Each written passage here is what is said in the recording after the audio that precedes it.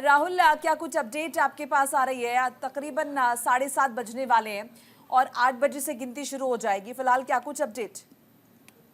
देखिए, अपडेट की अगर बात करेंगे तो प्रशासन पूरी तरीके से तैयारियां कर चुका है और मतपेटियां जो है उनकी टेबलें लग चुकी हैं। अधिकारी पहुंच चुके हैं। 8 बजे से स्टार्टिंग हो जाएगी और वोटों की गिनती चालू हो जाएगी और 9 बजे जो पहला रुझान वो आ जाएगा, जिससे तस्वीरें साफ होंगी कि आखिर मतदान किसकी तरफ ज्यादा हुआ और रुझान में आगे कौन।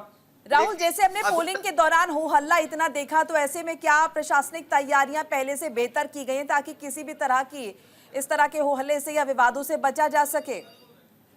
जी बिल्कुल, जिस तरीके से चुनाव में जो है हो हल्ला देखा गया था, पार्टियां एक दूसरे के ऊपर आरोप लगा रही थी। कोई आरोप लगा रहा था कि ये बेईमानी कर रहे हैं और कोई ये आरोप लगा रहा था कि ये बेईमानी करवा रहे हैं। तो जिसको देखते हुए प्रशासन ने हालांकि कानपुर के अच्छा काम किया था, कोई बवाल नहीं होने दिया था।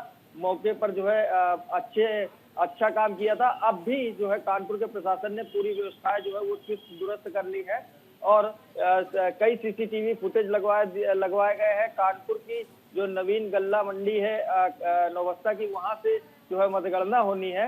अब से कुछ ही देर बाद मतगणना स्टार्ट हो जाएगी। प्रशासन पूरी तरीके से तैयार है ताकि किसी भी तरीके का कुछ जो है कोई भी व्यवधान मतगणना में न हो पाए। और साफ तौर पर कानपुर के जो कमिश्नर है उन्होंने कह दिया था कि ना ही विजय जुलूस निकाला जाएगा और ना ही किसी ऐसे शख्स की उस मतगणना स्थल के अंदर एंट्री होगी जिसका पास नहीं होगा। बहुत ही कम लोग मतगणना स्थल के अंदर एंट्री के लिए अलाउड किए गए हैं और जो केवल पार्टी और जिनके पास बनाए गए हैं वही लोग अंदर रहेंगे। और मतगणना जैसे ये जो भी रिजल्ट आता है उसके बाद प्रत्याशी को वहां से लेके करीब जो है उसके गंतव्य स्थान तक, घर तक जो है प्रशासन के ही लोग छोड़ने जाएंगे। ऐसा कानपुर के पुलिस कमिश्नर ने एक बंदोबस्त किया है ताकि किसी भी तरीके से, क्योंकि ये हॉट सीट मानी जा रही थी और दोनों पार्टियां आमने सामने थी, किसी भी तरीके कोई भी बवाल कानपुर में न हो पाए।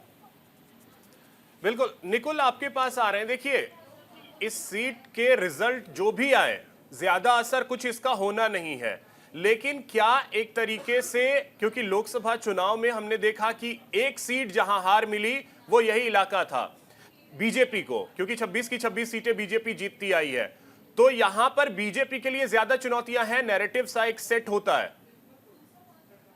जी बिल्कुल से बीजेपी के लिए ज्यादा चुनौतियां इसलिए है क्योंकि बीजेपी के कई दिग्गज नेता है वो इस इलाका से आते हैं। विधानसभा अध्यक्ष शंकर चौधरी वही के हैं और वो वहां विधानसभा बैठक से इलेक्शन लड़ते आए थे। उनको और उनकी हार गनीमन ठाकुर के सामने हुई थी। गनीमन ठाकुर वही जो अब इस बार कांग्रेस की जो एक सीट वो जीत के लाई है और उसी के साथ उन्होंने दावा किया था कब वाव में कभी भी वो बीजेपी को एंट्री नहीं करने देगी। और इसको लेके एक जो बड़ा जो कंट्रोवर्सी है वो इस सीट पे लगा हुआ है।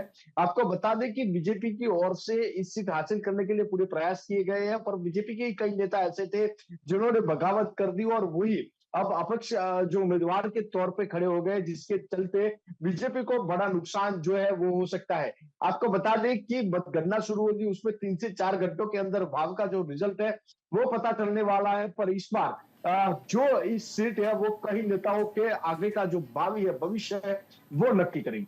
जी बिल्कुल, हमारे साथ बने रहिए। बिल्कुल, और आपसे आगे भी जानकारी लेंगे। राहुल भी हमारे साथ बने, अभिषेक भी हमारे साथ लगातार बने हुए हैं, पल पल की अपडेट आपके साथ साझा करें। एक छोटा सा ब्रेक हमें यहाँ पर लेना होगा, फौरन हम हाजिर हो रहे हैं, आप कहीं मत जाइएगा।